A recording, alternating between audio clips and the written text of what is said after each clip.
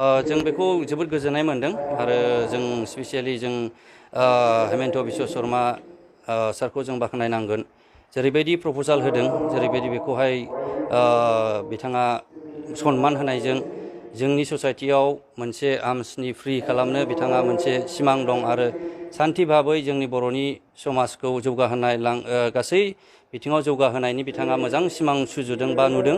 बेखौ जों बरायनांगोन। दिनै बेनो मोनसे जोंनि एग्जाम्पल जे जोंनि NLFफोरा जे हाग्रायाव दंमोन बिथांमोनखौ दिनै थाबैनो बिथाङा गावनि गोसोजों वेलकाम खालामनानै दिनै बिथांमोननि जिनाखि सावरायनायनि प्रसेस बा बिथांमोननि जि गांनाय उखैनाय, बिथांमोननि जिनाखि दुखु दाहा आरो मानो थाखाय NLFआव थांदों बेखौहाय थरलि बुजिनो थाखाय बिथांमोना दिनै गुवाहाटियाव दंहैयो आरो निस्सय जों आसा खालामो CM सारा बिथांमोननि जिनाखि समयसा बेखौ मोनफा मोनफा मावफुंगोन होननानै जों मिजिंथिनायजों दिनै जों आसा दं।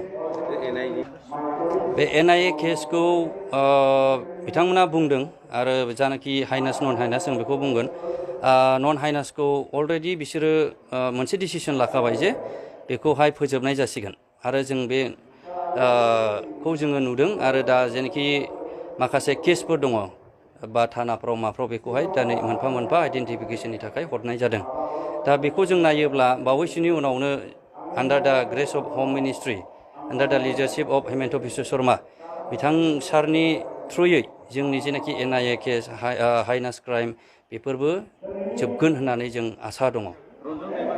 रन्जन दैमारि सारनि सायावहाय जों बेखौनो बुंगोन जे बिथांखौ जों गनायखौ लुबैयो। बिथाङा फ्रि जानांगौ आरो बिथाङाव मोनसे जोंनि समाजाव फैनानै मोजाङै जोंनि समाजखौ दैदेननायाव मोनसे बाहागो लाफैनांगौ जों बेखौ आसा खालामदों। सरकारखौबो जों नारसिनदों, इण्डियान गभर्नमेन्ट, आसाम गभर्नमेन्ट। निस्सय बेनि फिथाइखौ बावैसोनि उनाव मोनगोन होननानै जों आसा खालामदों आरो जों बिथांखौ लोगो मोनगोन आरो बिथांनि जेनाखि हास्थायनाय बा जोंनि जेनाखि एकर्डनि स्पिरिट बेखौहाय जोंनि जेनाखि आसाम गभर्नमेन्ट, इण्डियान गभर्नमेन्टआ लाखिगोन होननानै जों आसा दं।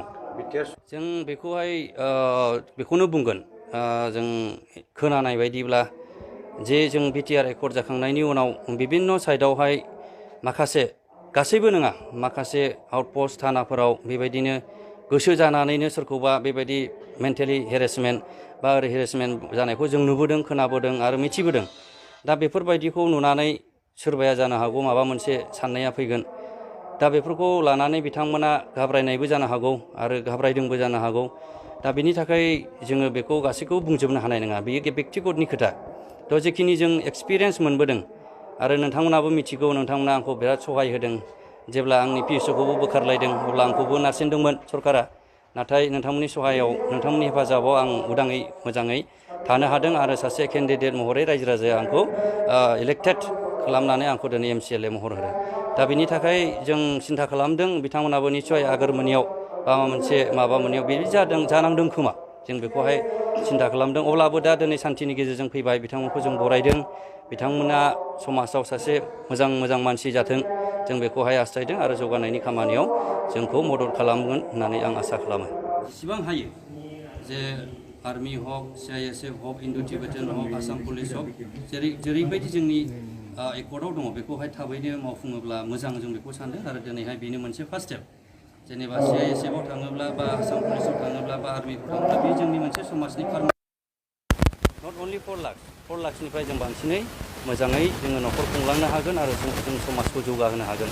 जों बेखौ आसा खालामदों। बेनिखायनो आं खावलायनाय दङ जोंनि गासै सोद्रोमा बा बर' इयुथ्सफोरखौ आं खावलायनाय थादों जेखि जाया मानो बेफोराव बाहागो लानांगौ आरो गावनि नाजानायजों जोङो बे साकरिखौ मोननायनि जोङो मोनसे गावखौ मोनसे प्रेक्टिस हिसाबै थाबाय थानांगौ।